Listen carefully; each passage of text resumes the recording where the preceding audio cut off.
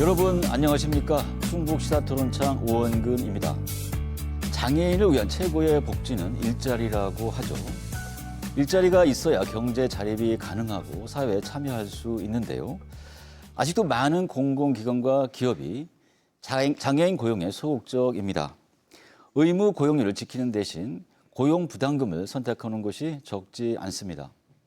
오늘 충북 시사토론 창에서는 충북 장애인의 고용 현황을 알아보고 안전하고 소외와 차별 없이 일할 수 있는 일자리를 마련하기 위해 어떤 대책들이 필요한지 함께 논의해 보겠습니다. 오늘 나오신 분들 소개해 드리겠습니다. 조영기 한국장애인고용공단 충북지사 취업지원부장 나오셨습니다. 네, 반갑습니다. 김현진 청주대학교 사회복지학과 교수 나오셨습니다. 임경미 옥천 장애인 자립생활센터 대표 나오셨습니다. 맞습니다. 장성준 담쟁이 장애인 보호작업장 직업훈련교사 나오셨습니다. 네, 노동권이라는 말을 우리 많이 쓰는데 장애인의 노동권 좀 낯설기도 한데요. 이 장애인의 노동권의 현주소를 어떻게 보시는지 키워드로 한번 말씀을 해주시기 바랍니다. 조영기 부장님. 네, 저는 장애인의 노동권의 현주소를 김춘수의 꽃이라고 말하고 싶습니다. 이 시에는 나의 이 빛깔과 향기에 알맞는 나의 이름을 누가 불러다오. 그에게로 가서 나도 그의 꽃이 되고 싶다라는 식구가 있습니다. 예. 우리 장애인은 비장애인과 비교해서 개인별로 특성과 다양성이 너무 큽니다. 장애인 한 명 한 명의 어떤 그 빛깔과 향기가 다르다는 것이죠. 예. 그래서 이 사회를 향해서 나도 꽃이야. 나의 이 빛깔과 이 향기에 맞는 일자리를 주세요. 라고 노동의 권리를 외치는 중인 것 같습니다. 네, 문학적 표현을 갖고 와서 아주 알아듣기 쉽게 말씀을 해주셨습니다. 네, 김현준 교수님. 저도 문학적 표현이면 좋으련만 저는 속빈 강정이라고 좀 표현을 하고 싶습니다.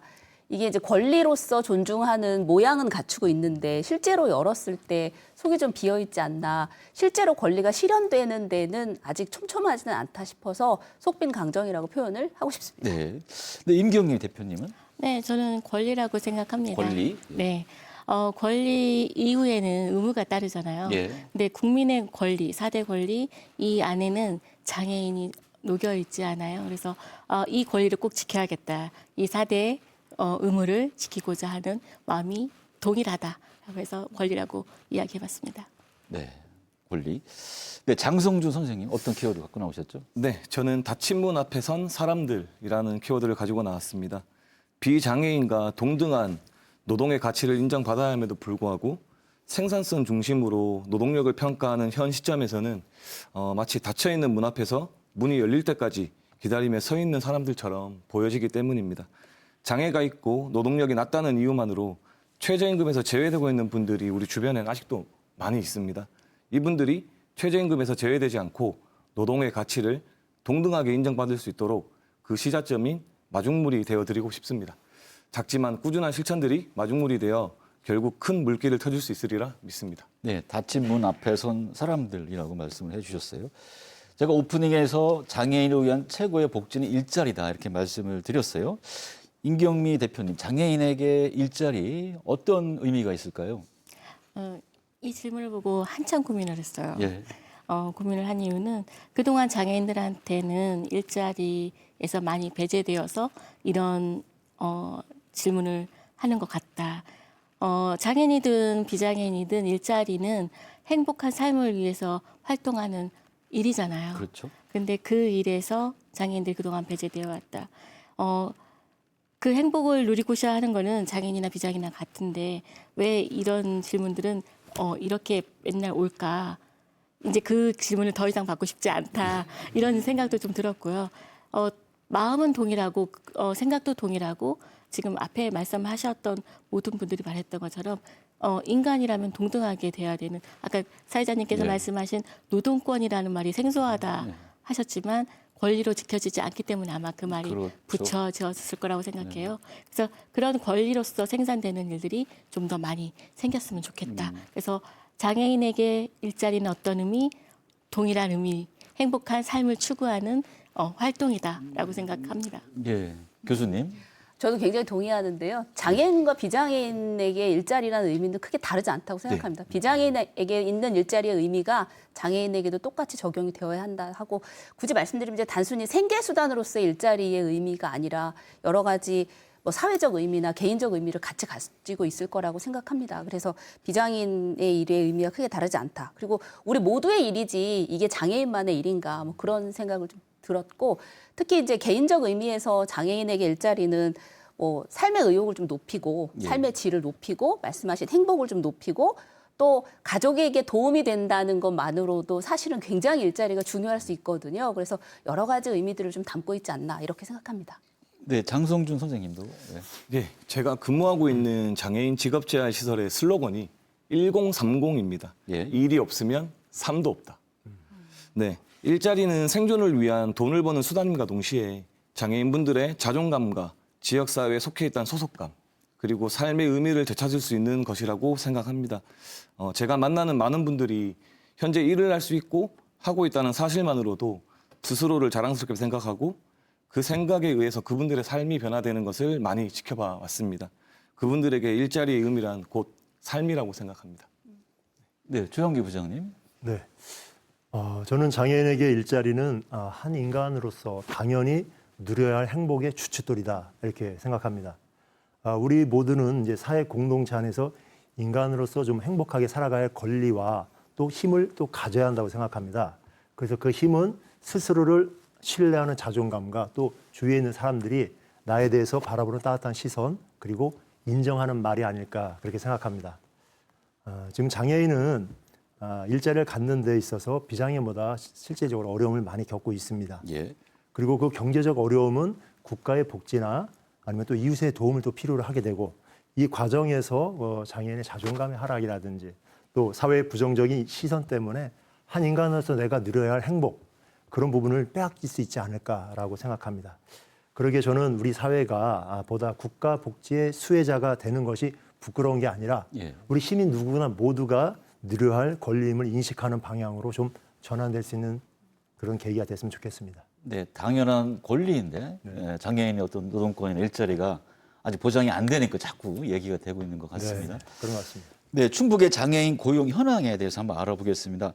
김현진 교수님, 충청북도의 상황 한번 말씀을 해주시죠. 네, 이게 장애인 고용은 좀 다양하게 형태를 볼 수 있는데요. 제가 오늘은 크게 두 가지로 설명을 드리겠습니다. 하나는 직업재활시설에서 일하는 장애인 일자리 규모, 네. 하나는 일반 일자리에 참여하는 분들의 규모인데요.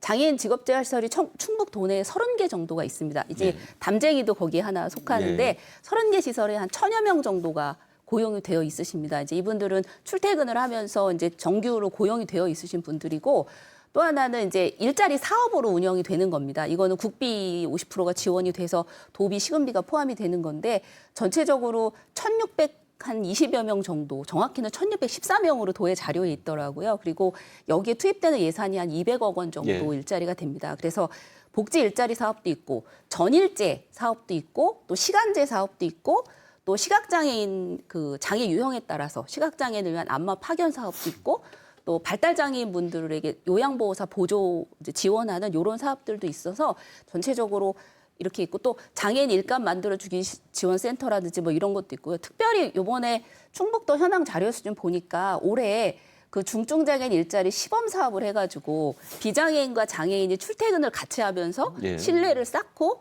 그게 이제 취업으로 이어질 수 있도록 하는 일자리 사업을 진행하셔서 조금 인상적으로 봤습니다. 그래서 이렇게 직업재활 시설에서의 일자리와 일반 사업형 일자리 이렇게 좀 나눠서 보실 수 있습니다. 네, 임경미 대표님, 최근 옥천 지역에서 새로운 일자리 사업을 시작했다 이렇게 들었습니다. 네. 이 장애인 고용 현황 어떻게 파악하고 계십니까? 뭐 지역 현안으로 보면은 뭐 다른 타 지역과는 뭐 동일하다고 생각해요. 그런데 네. 충청북도에서 올해 충북형 최중증 권리중심 일자리 50개를 시범 사업으로 시작을 했습니다. 네. 그 이제 5개 시도로 나뉘어졌는데요. 청주시, 충주시, 증평군, 음성군, 옥천군 이렇게 지자체로 내려보냈고 옥천군은 좀 빠르게 공모 사업을 시작해서 2월에 공모를 했고 저희가 좀 선정이 돼서 예. 4월부터 지금 일자리를 시작하게 됐습니다. 이 일자리는 앞서서 교수님 말씀하신 그 일자리에도 참여하기가 어려운 최중증 장애인분들이 일을 하고 계세요. 그래서 14일부터 지금 일을 시작하고 있는데 너무 즐거워하시고 그리고 본인들이 일을 한다. 그리고 아침에 출근을 한다. 퇴근을 한다. 그런 이 내용에 대해서 만족도가 굉장히 높습니다. 근데 부장님은 고용 현황 어떻게 파악하고 계시죠? 네. 2024년도 상반기 장애인 경제활동 실태 조사를 기준으로 말씀을 드리겠습니다. 이건 통계청에 공식적으로 올라가는 통계 자료입니다. 그래서 이 조사에 따르면 이제 15세 이상 장애인을 대상으로 충청북도에 이제 장애인 취업자는 한 36,015명으로 보고 있습니다. 예. 그리고 고용률은 38%입니다. 그래서 전국 평균이 지금 한 33.8%인데 예. 4.2% 포인트가 우리 충북이 더 높죠. 예. 그래서 전체 광역단체에서 네 번째로 높은 수준이고요. 저희 이제 공단 충북지사에서 매년 저희가 직접 알선 취업을 하거나 장려금을 지급하는 한 방식으로 해서 지원 취업하는 인원이 한 매년 한 1,000명 정도 이상 저희가 또 이제 취업을 시키고 있다. 그렇게 말씀드리고 싶습니다. 네, 지금 임경미 대표님 고용률이 다른 도에 비해서 한 4%포인트 높다 이렇게 이제 얘기를 해주셨는데 네. 어떤 체감이 좀 되시는가요? 아니요, 제가 만듭니다. 실질적으로 장애 당사자분들에게는 이 수치로 배워지는 것만큼 예. 체감이 될 수가 없어요. 아까 말씀드린 것처럼 더더욱 이제 장애가 중한 경우에는 모두가 이제 중증 장애인, 경증 장애인 이렇게 있지만 최중증 장애인 분들 같은 경우는 그 문턱을 들어가기가 너무 어렵기 때문에 아마 이 체감 온도가 다른 것 같습니다. 예. 실제로 그 중증 장애인 관련한 그 통계 자료를 보면은요, 예. 15세 이상의 그 도내 비경제활동 장애 인구가 6만여 명 정도 되는데 실제로 고용률은 62.6% 정도. 그러니까 전국 평균으로 64.6%인데 전국 평균에도 미치지 못합니다. 근데 이제 부장님 말씀하시는 거랑 제가 얘기하는 통계랑 막 다 다르게 느껴지는데 이게 장애인 고용의 범위를 전체 장애인 대비로 인구수로 할 때와 일자리 사업 단위에 참여 가능한 장애인으로 할 때랑 예. 통계가 많이 달라서 좀 혼란스러우실 수 있을 것 같습니다. 예. 네. 잘 알겠습니다. 지금부터 장애인 일자리 관련 현실적인 문제들 좀 짚어보겠습니다. 장애인 고용은 법률로 의무화돼 있지만 아직 갈 길이 먼 것 같습니다. 많은 공공기관과 기업이 장애인 의무 고용률을 지키지 않고 고용 부담금을 선택하고 있습니다. 그 이유는 어디에 있다고 보시는지 궁금합니다. 네, 부장님 말씀해 네. 주실까요? 전 두 가지로 좀 얘기하고 싶습니다. 예. 하나는 장애 인구의 변화라는 부분 측면, 예. 두 번째는 이제 사업체 상황에 대한 부분을 좀 설명드리고 싶습니다. 예. 그래서 먼저 장애 현황을 보면은 과거에 비해서 이제 신규로 이제 입사가 쉬운 좀 청년층 연령, 즉 15세에서 보통 39세까지를 얘기하는데요.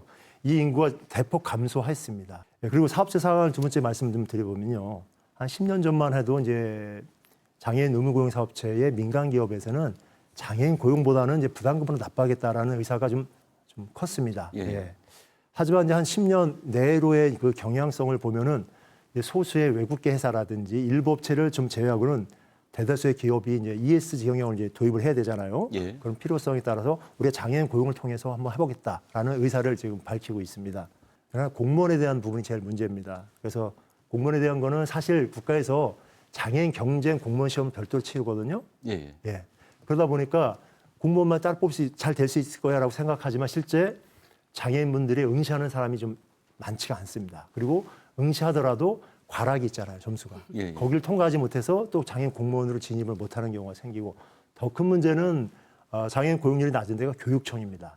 예. 이 전국의 이게 17개 교육청을 보면은 장애인 공무원에 미달되는 인원이 6,900명입니다. 예. 그러다 보니까 이 대부분이 왜 여기에 어렵냐 하면 이게 아시겠지만 이제 교사직 공무원이지 않습니까? 예. 교사직 공무원은 교원 자격증이 필요하죠. 예. 그런데 장애인분들 중에서 교원 자격증을 가지고 있는 분이 극히 제한되어 있다라는 것. 그래서 이제 고용의 어려움을 겪는 부분이 있다라는 거 좀 이해해 주시고요. 한 가지 더 부언하자면 우리가 지금 부담금 납부 대상이 100인 이상인데 이 업체보다도 부담금 납부가 없는 의무고용 사업주, 즉 50에서 99인 사이에 있는 이 업체들의 장애인 고용 의무를 이행하지 못한 비율이 66%입니다. 예.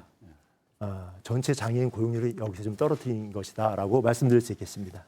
네, 장애인 고용 비율이 지키지 못하는 이유에 대해서 이제 장애인 현황, 사업체 현황 이런 말씀을 여러 개 해주셨는데 이거에 대해 뭐 임경미 대표님 어떻게 생각하십니까? 그렇죠. 그 공무원 이야기 나오니까 저희 옥천군도 지난번에 기사가 한번 나간 적이 있는데 장애인 고용 의무를 다하지 못해서 3년간 2억 원의 예산을 내야 된다. 세금을 걷어서 그렇게 세금을 써야 된다라는 것들에 좀 화가 좀 났기도 했고요.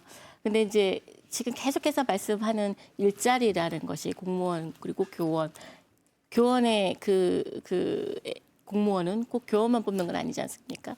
그러니까 직무를 계속 개발해야 된다라는 이유는 비장애인 중심 사회의 일자리에 국한하지 않는 장애인분들이 할 수 있는 말씀하신 중증장애인, 정신장애인 그리고 또 발달장애인 분들이 일할 수 있는 능력이 있거든요. 그들이 할 수 있는 일을 가지고 거기에 맞출 수 있도록 해야 된다고 저는 그런 것부터 시작돼야 된다고 생각을 해요. 뭐 옥천 같은 경우도 저는 이제 이런 것들이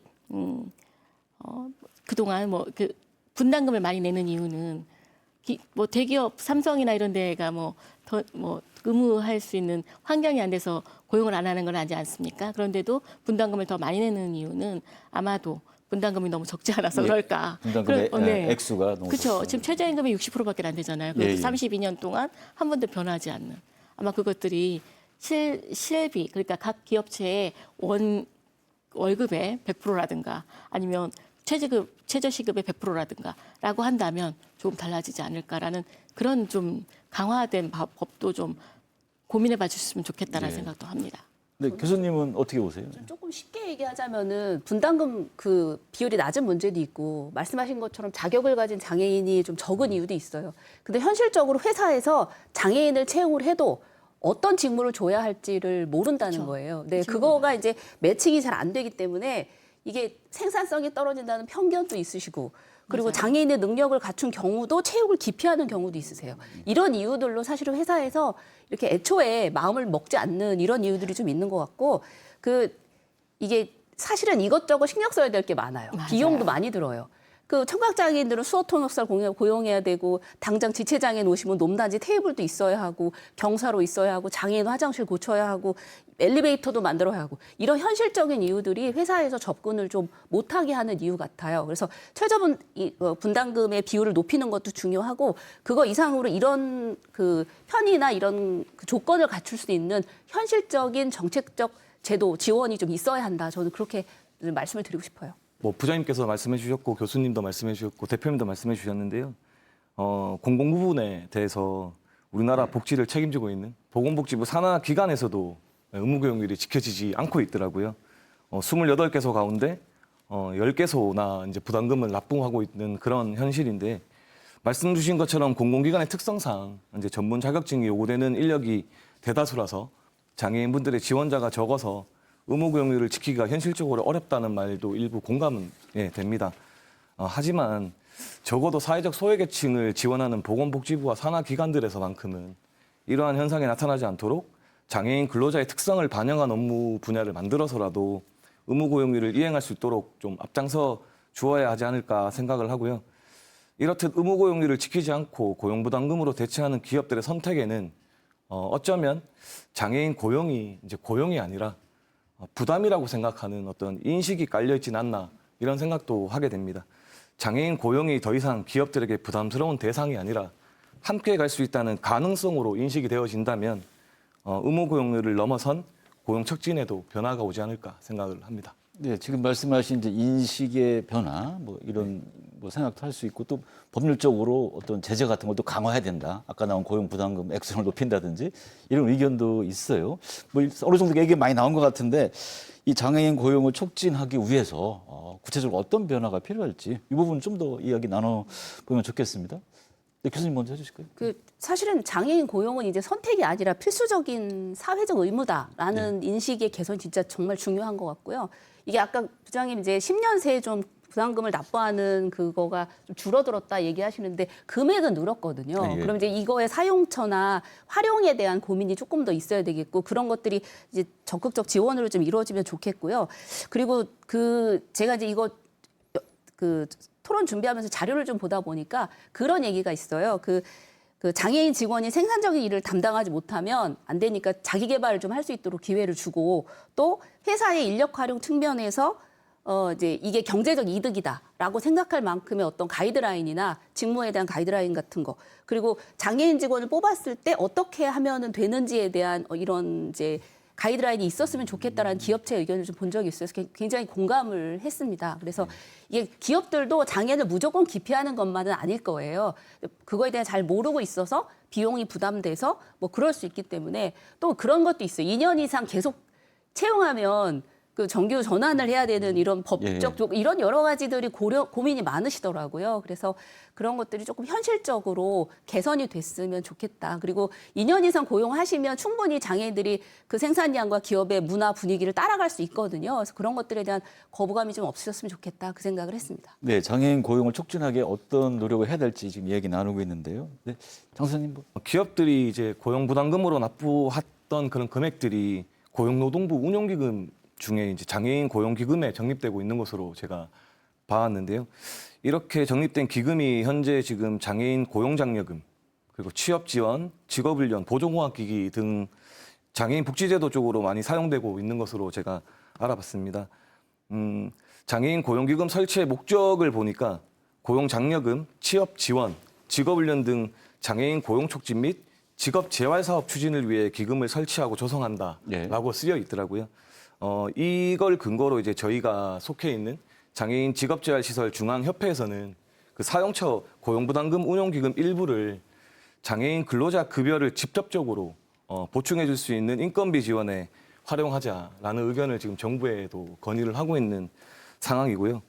이처럼 장애인 근로자에게 직접 지원되는 인건비 정책이 시행이 된다면 장애인 고용 촉진에도 많은 변화가 오지 않을까라고 생각을 합니다. 탈무드 격언에 뭐 물고기 한 마리 잡아서 먹으면 하루를 살고 잡는 법을 가르치면 평생을 산다. 그래서 우리가 지금 계속해서 앞에서도 말씀드린 것처럼 중증장애인이 지역사회에서 구성원으로 살려면 일을 할 수 있어야 됩니다. 그러면 그런 것들이 사회적으로 좀 더 많은 고민들을 함께 해줘야 되는데요. 저는 그 일의 첫 번째가 지금 올해 시범 사업으로 시작되고 있는 권리중심 일자리가 시작이라고 생각을 해요. 이 안에는 3대 직무가 있어요. 문화예술 활동, 그리고 권익공무 활동, 그리고 장애인식 개선 활동. LG 솔루션에서 지금 하고 있는 그 98%의 중증장애인이 모여서 하는 거는 문화예술 활동과 그 안에서 만들어지는 굿즈 판매 뭐 이런 것들이 다 사회에 환원이 되고 있거든요. 그래서 저희가 꿈꾸고 있는 거는 이렇게 중증장애인분들이 할 수 있는 일이 있다. 그 일이 사회적으로 아까 말한 것처럼 비장애인이 하는 일에서 거기에 장애인이 맞춰지는 것이 아니라 장애인들이 할 수 있는 일이 사회로 나와 그것들이 사회와 함께 어우러지는 것이다. 그게 그 첫 번째가 권리중심 일자리라고 저는 생각합니다. 그것이 시작이라고 생각합니다. 네, 지금 임 대표님 말씀을 해 주셨는데 장애인 고용에서 중요한 거는 장애인의 능력과 형편에 맞는 그 적합한 일자리가 아닌가 싶은데요. 뭐 직업 교육을 좀 더 구체적으로 하고 기회도 뭐 늘려야 한다. 장애인들에게 적합한 직종과 직무가 필요하다. 이런 의견이 있는데 어떻게 생각하시는 교수님 얘기 좀 해주실까요? 네, 이게 이제 앞에는 지금 계속 기업의 입장, 뭐 이제 그 공공 부문의 입장 이렇게 얘기하는데 장애인 당사자의 목소리가 좀 담겨야 된다 이렇게 생각이 들어요. 그러니까 직무 교육이 회사의 맞춤형일 수도 있는데 장애인 당사자들이 사실은 일을 해본 적이 없어서 두려워서 참여를 못 하시는 분들이 많아요. 그래서 직무에 대한 교육도 중요하지만 장애로 인해 자기가 업무를 제대로 수행할 수 없을 것 같다. 이런 두려움 때문에 못 하시는 분들이 있어서 그건 해보지 않아서 그렇거든요. 네, 그런 걸 경험할 수 있게 해주는 단계부터 직무 교육으로 가야 해요.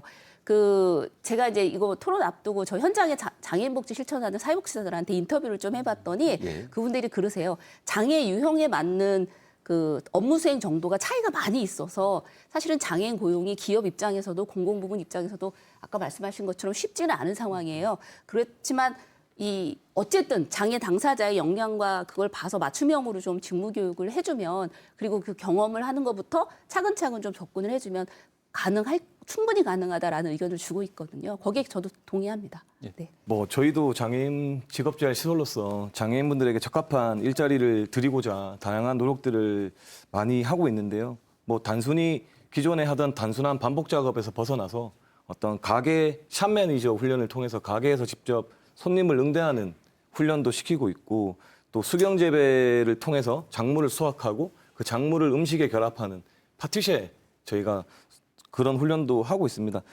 다만 이제 현실적으로 직업재활 시설에서 장애인분들에게 적합한 일자리를 제공하기 위해서 이런 것들에 대해서 많이 노력을 해야 되는데, 지금 당장 저희는 당장의 생존과 수익에도 직결되어 있는 문제라 일감을 제공해줄 업체를 개발해야 되고, 자체 생산한 장애인 생산품을 또 팔 수 있는 판로도 개척을 해야 되고, 또 시장 경쟁에서 살아남으려면 또 시장 활동도 해야 되고, 물품을 납품도 해야 되고, 이렇다 보니까 정작 장애인 맞춤형 훈련에 집중할 여력이 조금 부족한 것도 사실입니다. 의견이 하나 더 있는데요. 예, 교수님. 이게 장애인들이 일자리에 참여하면 소득을 올리잖아요. 그래서 예. 장애인 소득이 잡히면 기초생활수급이나 연금 대상에서 탈락이 돼요. 예. 그게 사실은 장애인들이 일자리를 기피하는 부분도 있어요. 일을 하지 않아도 기초생활수급이 되는데 일을 하게 돼서 소득이 있으면은 수급에 탈락하거든요. 그래서 이런 것들을 사실은 그분들이 자립하고 자활할 수 있으려면 그 일정 시간 돈이 모이도록 기다려주고 일자리의 소득과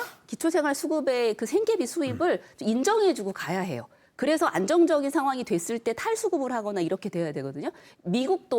미국의 장애인복지원에서 미국은 좀 그렇게 하고 있어요. 그래서 일자리 소득과 일정 소득 이상이 될 때까지 각종 수당과 혜택을 유지시켜줘요. 그래서 저희도 이런 강력한 좀 제도적인 지원이 좀 필요하다 그렇게 생각이 듭니다. 네, 장애인에게 적합한 일자리와 관련해 더 말씀해 주실 분이 있으세요? 네, 저도 이제 대표님. 교수님 말씀에 조금 더 보태자고 하면은 장애인분들이 수급권에서 빠지는 가장 큰 두려움은 비용도 있지만 의료급여예요. 의료급여에서 탈락이 되면 적은 임금을 받고 본인의 의료를 다 받을 수가 없기 때문에 그거에 대한 두려움도 되게 크거든요. 지금 교수님께서 말씀하신 것처럼 임금이 많지 않은데 그거에 다 삭감이 된다면 일할 의욕이 없어지는 거잖아요. 내가 조금 더 윤택한 삶과 행복한 삶을 질을 높이기 위해서 일을 시작했는데 일을 할 때와 안 할 때와 동일하다고 하면 아마 그 일을 선택하는 데 많은 어려움도 있을 거라고 저는 생각해요. 네, 장애인 고용과 관련해서 또 하나 중요한 이슈가 최저임금 문제입니다. 이 장애인 노동자에게는 최저임금법이 적용이 제한이 되는데요. 그래서 이제 장애인에게도 최저임금을 보장해 달라. 응? 최저임금 제외하는 이 제도를 철폐하라. 이런 요구가 커지고 있는데요. 장애인 정책은 이제 실효성이나 경제적 관점에서만 바라보면 안 된다. 이런 의견이 있습니다. 이 문제에 대해서는 어떻게 생각하시는지 교수님? 지금 최저임금법 7조에 그 네. 조항이 있어요. 정신장애나 신체장애로 근로능력이 현저히 낮은 사람은 최저임금 적용에서 제외하고 있거든요. 네. 그래서 아까 우리 선생님 말씀처럼 그 직업 현장의 장애인분들이 최저임금을 못 받고 계세요. 이거에 대한 좀 이 조항이 장애인계 측에서는 강력하게 이 조항이 폐지되어야 맞아요. 한다 이렇게 맞습니다. 주장을 하시는 거고요. 근데 실제로 현실적으로는 이걸 폐지했을 때 최저임금을 줄 수 있느냐? 예. 그건 좀 또 다른 문제여서 폐지가 답이긴 한데 예. 그 준비되지 않은 상황에서의 폐지는 현장에 더 큰 혼란만 줄 수 있어서 단계적으로 좀 이게 필요하다고 생각이 들어요. 그래서 최저임금 이 적용에서 배제되고 있는 장애인의 최저임금 보장 권고는 뭐 유엔에서도 권고를 하고 있고 장애인계에서도 강력히 요구를 하고 있어서 이 부분은 장기적으로 좀 검토가 필요한 것 같아요. 그래서 여러 가지 이 장애인 근로자들이 일자리에 참여는 하지만 저임금 상태에 있기 때문에 이 부분에 대한 그 지속적인 요청과 요구가 있고 좀 검토가 좀 필요하겠죠. 아마 하실 말씀이 많으실 것 같아서. 그래, 우리 장성 선생님 한번 얘기해. 네. 최저임금 제외제도는 장애인의 노동을 제대로 된 노동으로 인정하지 않는 사회적 시선의 반영이라고 생각을 하고 있고요. 노동에 대한 인식이 경제적 관점인 생산성에만 너무 초점이 맞춰져 있다 보니 장애인 특성을 좀 반영하지 않아서 인정이 쉽지 않은 것으로 보입니다. 동일한 노동에 대해 동일한 가치를 인정받는 것은 기본인데 이를 예외로 두지 않은 것 자체가 장애인에 대한 차별이 아닐까 생각을 하고 있고요. 어떤 제도의 실효성이나 어떤 예산 문제보다도 먼저 최저임금 적용 제외라는 이 제도가 장애인 노동에 대한 사회적 존중을 훼손하고 있지는 않은지 먼저 바라봐야 할 것 같습니다. 적용제 인가에서 있어서 고용노동부가 하지만 그걸 평가를 하는 건 우리 공단 저희 지사에서 지금 하고 있는데요. 이게 적용제 인가는 이제 직업재활 시설에 근로하는 중증 장애인들이 대부분 이제 그 대상이 됩니다. 그런데 지금 지금 당장 현실적으로는 이제 시설장님들이 적용제 인가를 받게끔 평가가 좀 낮게 나와달라라고 희망을 하세요. 예. 뭐 정확하게 해야겠지만 그 이유는 말씀은 최저임금과 지금 현재는 연관돼 있기 때문이거든요. 그래서 만약에 평가를 잘 나왔다면은 최저임금을 둬야 됩니다. 예, 예. 법적으로 갔다가 인가를 못 받는 대상인 거죠. 그런 부분에서 현재는 인가가 될 수 있도록 좀 평가해달라고 하지만 궁극적으로는 지금 직업재활시설협회에서 아마 최저임금 보장을 강하게 지금 요구하고 있는 걸 알고 있습니다. 그래서 뭐 아까 말씀하신 이제 28개 아마 30개 말씀하셨는데 직업재활시설에 한 1,000명 가까운 뭐 근로장애인, 뭐 훈련장애인이 포함해서 있는데요. 지금 이 부분에 대해서 제가 이제 그 회장님을 만나보면 그 말씀을 하세요. 지금 장애인 일자리 사업에 지금 1,624명 올해 예산 잡혀가지고 하고 있는데 거기에는 정부가 세금으로 다 100%뭐 3시간짜리도 있긴 하지만 주면서 우리는 실제 생산성을 발휘하고 있는 어쨌든 이런 곳인데 여기 있는 분들은 최저임금을 좀 어느 정도는 좀 보전해야 되지 않느냐는 이런 주장을 좀 하고 있는 걸로 좀 알고 있습니다. 제가 이제 이 부분 관련해서 또 한 가지 좀 연관해서 좀 국가와 이 지자체에서는 좀 장애인 일자리 좀 예산을 좀 다시 한번 좀 검토 필요하다라는 게 제 생각입니다. 왜냐하면 이제는 한 10여 년 전부터 해서 한 10,000명도 안 되는 데서 지금은 한 36,000명 정도의 지금 장애인 일자리 사업이 지금 생겼습니다. 그러니까 한 3만 명 가까운 인원이 더 거기에 매달리는 거죠.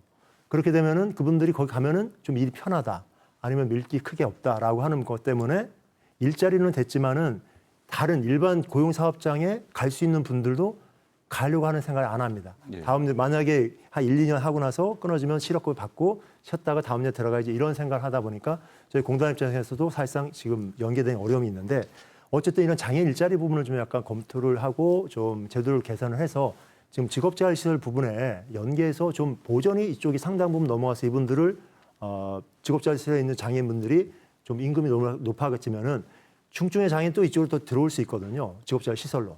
그러면 그분에서 또 능력 있는 분들은 또 우리 공단에 의뢰를 해서 일반 사업장으로 또 고용 전환을 또 시킬 수 있는 효과가 있지 않을까. 그래서 최저임금을까지는 모르겠지만 어쨌든 그런 제도적인 좋은 방향에 나갔을 때 선순환 효과가 아마 이어질 것이다라고 생각이 됩니다. 네, 최저임금과 관련해서 우리 임경미 대표님도 하신 말씀 있을 것 같아요. 저도 이 최저임금법 제7조 1항이 삭제돼야 된다, 없어져야 된다. 그래서 계속 목소리를 높이고 있고 기재부도 가고 보건복지부도 가고 얘기를 하고 있는데요. 이 하나로만으로도 차별이 완연하게 보여지잖아요. 예. 장애가 있다, 없다. 장애가 있다는 이유만으로 최저임금을 주지 않아도 된다. 그러면 노동의 가치가 장애인의 노동의 가치는 그만큼 현저히 떨어지는 것이다. 이렇게 딱 결론 드러나게 보이는 이 차별을 우리 대놓고 차별하지 말자고 차별법 금지법이 생겼는데도 불구하고 국가가 나서서 이렇게 차별하는 이 조항이 남아 있다고 하면 아무리 차별금지법을 가지고 더 한다 하더라도 계속해서 차별이 일어날 것이다. 그러니 차별이 없어지려면 이런 법부터 없어져야 된다라고 저는 생각을 합니다. 네, 아직 법이 이제 없어지지 못한 상황에서 네네. 이 최저임금을 맞추기 위해서 뭐 일부 지자체에서는 이 보충 급여를 네. 지원해 주는 곳도 있다 이렇게 하는데요. 뭐 이와 관련해서 다른 지역의 어떤 앞서가는 벤치마킹 사례 있으면 한번 소개를 해주시죠. 이게 보충급여 제도가 나오는 얘기가 왜 나오냐면은 23년도 그 최저임금 적용 제외 인가 인원이 9,800명인데요. 그게 그 근로자 평균 임금이 39만 7천 원 정도예요. 예. 그러니까 최저임금의 200만 원 기준으로만 해도 굉장히 차이가 나고 19.7% 수준이거든요. 그러니까 최저임금에도 미치지 못하는 수준의 급여를 받고 있으니까 이 부분에 대해서 이제 보충적으로 급여를 보완해 주자는 거예요. 그래서 대표적으로 제주도하고 강원도 인제 여기서 지금 보충급여 제도를 시행을 하고 있거든요. 특히 제주도 같은 경우는 특히 중증과 경증도 나누고 또 남성과 여성의 성별 격차도 존중을 해서 다양하게 35만 원부터 65만 원까지 보충급여를 지원을 하고 있어요. 뭐 지역별로 그 지자체 재정 자립도나 자주율 차이가 있겠지만 이런 이제 좋은 사례들이 있으니까 이게 좀 충북도나 각 시군에 좀 도입이 가능한 곳부터 좀 적용이 됐으면 좋겠습니다. 네. 예. 저는 일시적으로는 이제 가능할 거라고 생각하는데 이제 제가 이제 보충급여 이 내용을 가지고 좀 찾아봤더니 저희는 더 드립니다. 사실 말해 더 약간 동정과 시의 느낌이 너무 많이 받는 거예요. 그래서 계속해서 그걸 보면서 일시적으로 지금 법이 폐지되지 않았기 때문에 그렇게 할 수는 있지만 하루빨리 이것들이 바뀌어서 제대로 일본 같은 경우 아까 잠깐 말씀을 같이 이제 얘기하면서 나눴는데 일본 같은 경우는 발달장애인, 중증장애인 분들이 비장애인과 함께 일을 해요. 일을 하면서 동일 급여를 받는다는 거죠. 이게 사회적 가치 아닐까. 이분들의 속도는 발달장애인의 일하는 시간은 집중도는 30분밖에 되지 않고 비장애인은 1시간에 똑같이 일을 하지만 임금은 30분의 차이가 나지만 급여를 동일하게 받는다. 근데 그 급여를 받는 거에 대해서 사회가 이거는 너무한 거 아니야? 역차별 아니야? 우리 되게 많이 맞잖아요. 예. 역차별 아니야? 이런 말을 하는 사람이 없다라는 거예요. 그렇게 인식이 바뀌려고 하면 또 뭐 강조하듯이 이 법이 하루빨리 좀 폐지가 됐으면 좋겠습니다. 교수님께서 소개해 주신 제주도. 네, 제주도가 이제 고용장려금과 방식과 거의 일치하는 방식으로 지금 지급을 하고 있어서 많은 도움을 주고 있고요. 제주도 이외에도 이제 다양한 방법으로 인건비를 지원하고 있는 지자체들이 최근에 꽤 많이 생겼습니다. 서울특별시 동작구는 이제 동작형 보충수당이라는 이름으로 이제 근로장애인에게는 월 40만 원, 맞아요. 훈련장애에게는 월 10만 원 이렇게 지급을 하고 있고요. 뭐 잘 알고 계시다시피 경기도에서는 기회수당 이라는 이름으로 교통비와 급식비 해서 월 16만 원 이렇게 수당을 지급해서 이제 경제적 부담을 경감시키는 제도를 시행 중이고 인근의 이제 충남 천안시 예. 같은 경우에도 근로장애인과 훈련장애인에게 장려수당이라는 이름으로 이제 월 10만 원씩 보충을 하고 있습니다. 인천광역시도 이제 최근에 배움수당이라는 이름으로 월 10만 원씩 인건비를 보조하고 있는 제도들을 시행하고 있는데요. 이처럼 최저시급을 맞추기 위해서 다양한 방식으로 이제 인건비를 지원하고 있는 지자체들이 많이 생기는데 이제 충북과 청주도 이제는 시행해야 될다라고 생각을 하고 있습니다. 이 부분에 예, 대해서 부장님. 저도 하면 이제 제주도에 이제 말씀하셨는데 똑같지는 않고요. 저희 제주도는 35에서 65면 저희는 35에서 90만 원입니다. 그래서 제가 이 제도를 좀 두 가지를 묶어서 하게 되면 직업재활 시설에 줄 수 있는 어떤 해안이 아닐까 싶은데요. 즉 직업재활 시설에서 이제 지금은 너무 낮은 금액을 주고 있지만은 만약 최저임금 줬을 때는 어차피 저희가 시간이 3시간밖에 안 되기 때문에 60%에 해당되는 그런 저희가 60%가 지급 단가거든요. 그러다 보니까 중증 여성은 90만 원까지인데 사실상 100만 원, 70만 원 받았을 때 60%는 42만 원입니다. 42만 원 지원을 우리 공단으로 받을 수가 있고 그럼 나머지 한 뭐 28만 원 그 정도 되는 거 사회보험료 한다 하더라도 그 정도 부분만큼을 뭐 이렇게 보전을 갖다가 해주면은 장려금의 형태로 보전해주면은 전체적인 금액을 갖다가 이제 지급하고 그렇게 되면 이 금액 70만 더 커진 금액만큼을 어쨌든 장려금을 더 받을 수 있는 그래서 좀 많이 지자체도 예산이 주는 상태에서 최저임금 이상 줄 수 있는 방안을 갈 수 있고 저희 공단에서 어차피 장려금이 나가 있는 거기 때문에 그런 방안이 있지 않을까 생각됩니다. 이게 이제 최저임금제 관련된 법의 폐지를 전제로 해서 보충급여 제도의 시행인데 말씀하신 10만 원 뭐 수당 지급 이런 거 가지고 사실은 인건비 보조의 성격은 있지 않다고 생각해요. 궁극적으로 수당의 지급하고 다르게 실제로 노동의 그 경기도의 기회소득도 사회활동과 건강활동 그리고 참여를 할 때 지원되는 소득이거든요. 그래서 장애인에게 그냥 단순한 수당의 지원이 아니라 그들의 참여를 어떻게 이끌어낼지에 대한 고민을 담은 제도가 좀 마련이 됐으면 좋겠습니다. 네, 끝으로 마무리 말씀 듣겠습니다. 오늘 못다한 말씀, 하고 싶은 말씀 있으면 해 주시기 바랍니다. 장성준 선생님 먼저 해 주세요. 지금부터라도 유엔 장애인 권리위원회에서 공고한 최저임금을 지급을 보장하라라는 공고사항을 지킬 수 있도록 관련 제도를 충실히 이행해 나가면서 의미 있는 변화를 만들어야 하지 않을까라고 생각을 합니다. 이렇듯 이런 작은 움직임 하나하나가 마중물이 되어서 더 큰 물길을 틀 수 있는 흐름을 만들어내길 기대하겠습니다. 네, 조영기 부장님 마무리 말씀 듣겠습니다. 예. 아까 일자리 의미에 대해서 말했던 것처럼 이제 이를 통해서 경제적 자립을 하고 장애인분들의 자존감을 높이고 그것이 바로 그분이 그럼으로써 누군가의 꽃이 되는 거죠. 그래서 행복한 인생을 좀 사셨으면 좋겠다라는 생각입니다. 네, 임경미 대표님. 네, 거리에 투쟁을 많이 나갈 때마다 어르신들한테 많이 듣는 말이 있습니다. 내가 내는 세금으로 너 그 휠체어 타고 다니잖아. 이런 말을 정말 많이 듣거든요. 예. 그렇지 않다고 얘기를 하더라도 많은 의식이 거기에 맞춰 있어요. 그렇지 않다라는 걸 보여드리려면 중증 장애인 분들이 지역에 나와서 활동하는 모습, 일하는 모습이 계속해서 보여지고 그냥 이웃처럼 느껴져야 그런 말들은 사라질 거라고 생각합니다. 그래서 그 일자리가 이만큼 중요하고 권리로서 또 권리로 지켜져야 된다고 생각을 합니다. 예. 그렇게 지켜지길 기대하고 이곳에 나왔습니다. 예, 네. 마음에 확 와닿습니다. 네, 교수님. 대표님도 세금 내시잖아요. 그렇죠, 네. 네. 이게 대표님 계시지만 장애 여성들은 다중차별을 맞아요. 겪습니다. 근데 그런 게 오늘은 이야기가 되지 않았지만 이 일반 이제 근로능력이 있는 장애인과 없는 장애인을 나누는 것 이상으로 다중차별을 겪는 계층에 대한 관심이 또 좀 필요하고요.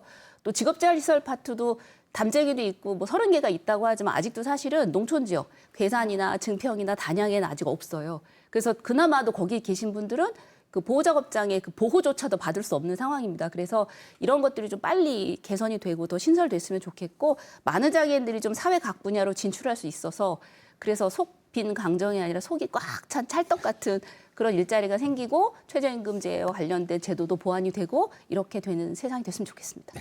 네, 오늘 함께 해주신 네 분 고맙습니다.